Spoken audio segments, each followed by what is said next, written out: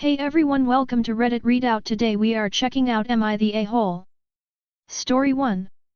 AITA for not letting a guy into the house because I wasn't warned he was coming. I think the title is confusing, but let me explain.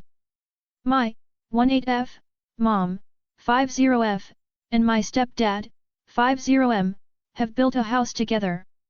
The main stuff has all been completed already, but there's still some work to be done.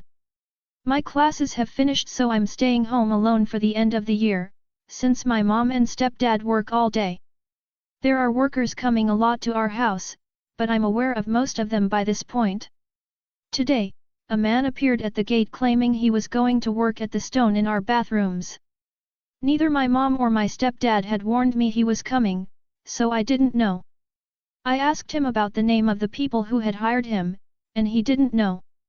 I called my stepdad and my mom and they didn't pick up. I didn't know what to do, so I didn't let him in.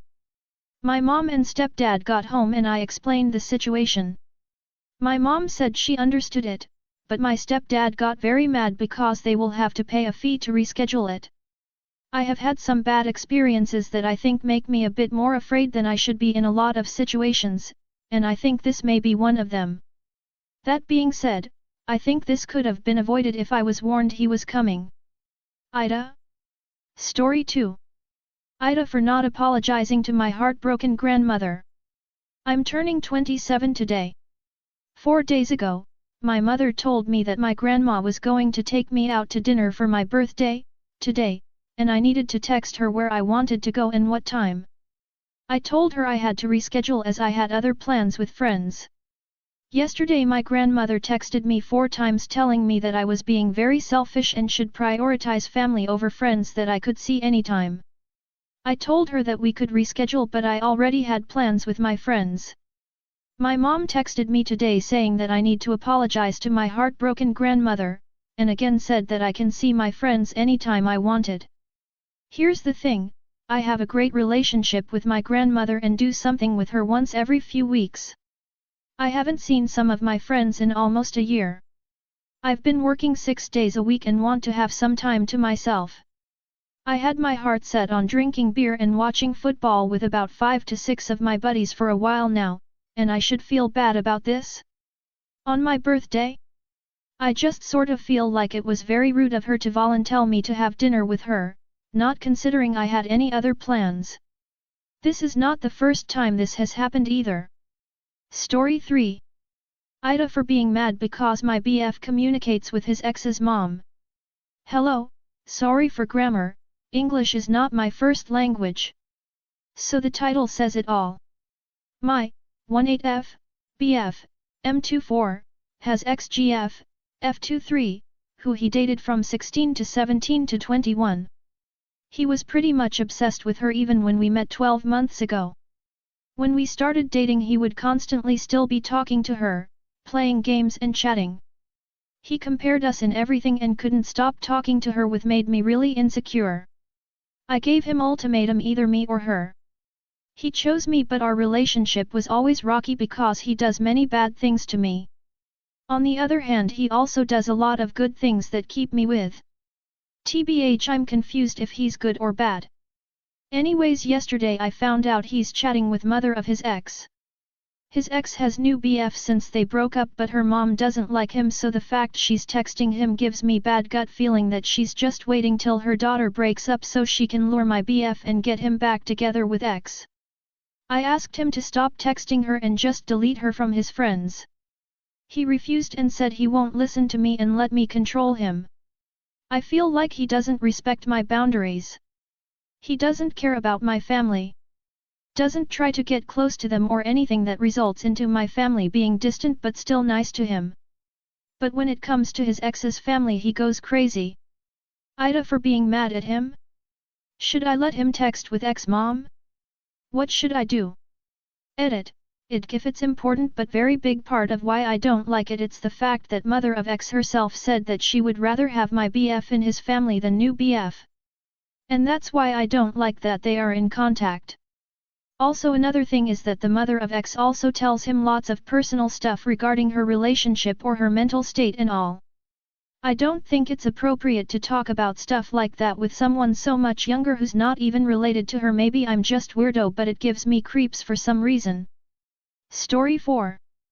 AITA for not buying my pregnant friend's cheesecake.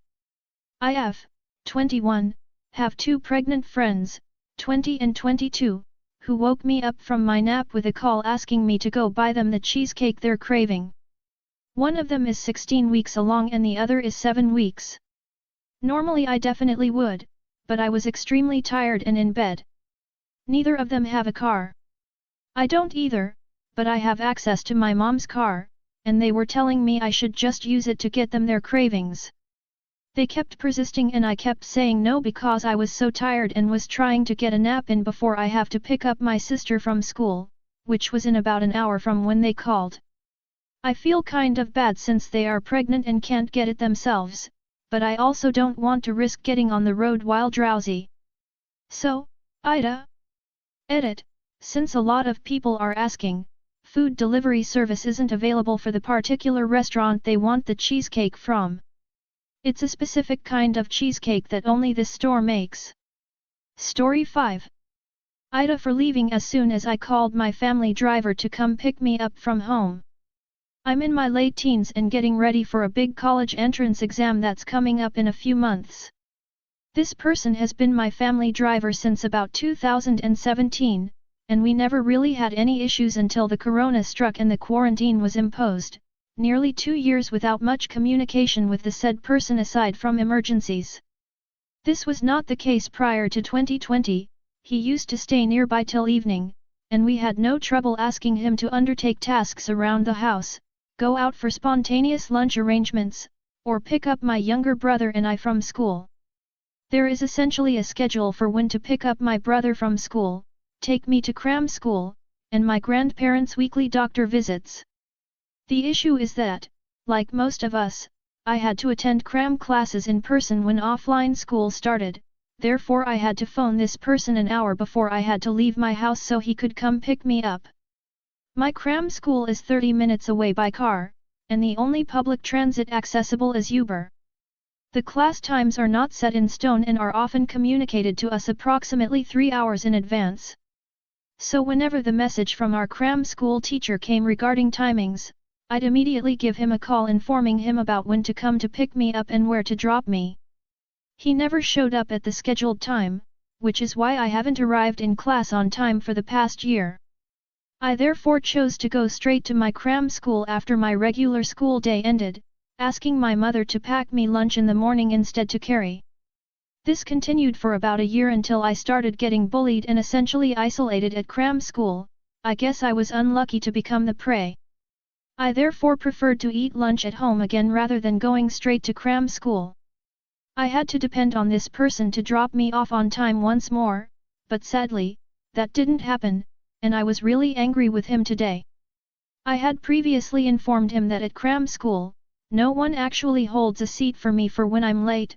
Instead, I have to stand until the teacher arrives and makes everyone move so that I can sit.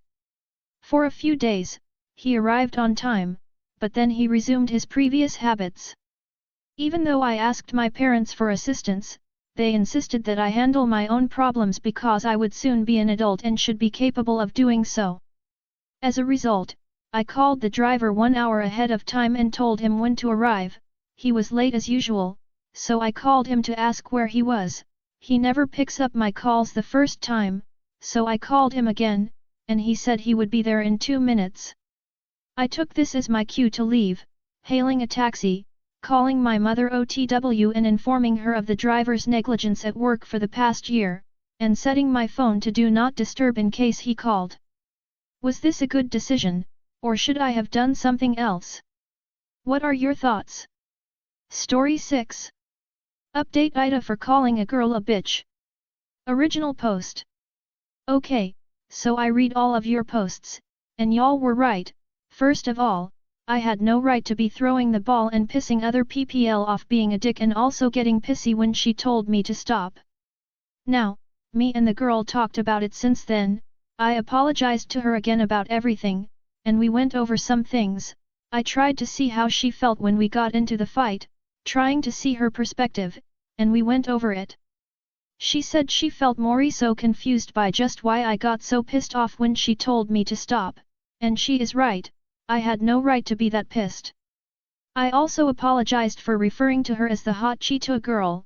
She said that she didn't care that much about me calling her that, and really was just confused for why I thought she was that obnoxious, but even then I still apologized because it was a racial stereotype.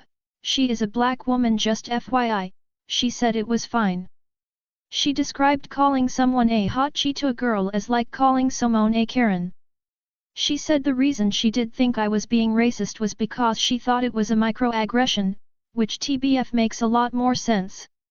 I didn't become friends with her or anything, but I did at least try to work things out, and if I need to do anything else, I talked to her, we talked ABT everything, I apologized for acting like an ass, and she said it was fine. Thank you for all of the feedback, smiley face. Story 7. AITA for talking about coworker in front of them. My coworkers and I were discussing where we were all from and someone shared how diverse their state was. In response, Ariel shared that she was from a small town of 5k white people. Then our, non-white, coworker Travis goes, "Are you racist?" Ariel says, "Not intentionally." We all laughed and it would have been fine to move on, but then Travis keeps doubling down in a joking way, "Ariel is racist. Do you think his ethnic group smells bad?" He turns to me and goes, "Ariel is so racist, she hates our ethnic group." Ariel starts getting upset and asking him to stop, and Travis kept doubling down. Later on, he says he was just kidding and he doesn't actually think she's racist. Ariel said that's fine, but she doesn't want other people to overhear, to which Travis dismissed her complaint. I stepped in and asked him to please stop because this is consistent behavior from him. He got kind of upset and went and sat down. I then turned to Ariel and quietly told her how something similar happened to me with him a few months ago. Travis got up and said, "Are you talking about me?" And I said, "Nothing, I haven't already directly told you." It's been 4 weeks and he's been giving the silent treatment to both Ariel and me. Maybe I shouldn't have whispered in front of him about him, but it was relevant to Ariel's situation and I felt very empathetic to the whole situation and wanted to have some camaraderie. I talked to friends and they think I didn't really do anything wrong and Travis should be apologizing to us. I personally think he should really apologize to Ariel here. Light background: a few months ago, Travis loudly proclaimed in the public cafeteria that I was flirting with one of our co-workers, and that's the only reason I like him, because he's otherwise an annoying person. I was very upset and told him to please stop saying it, BC it wasn't true. I could see several of our co-workers' manager in the vicinity. He didn't apologize and doubled down saying it was a compliment. That's all for today. Please don't forget to like and subscribe.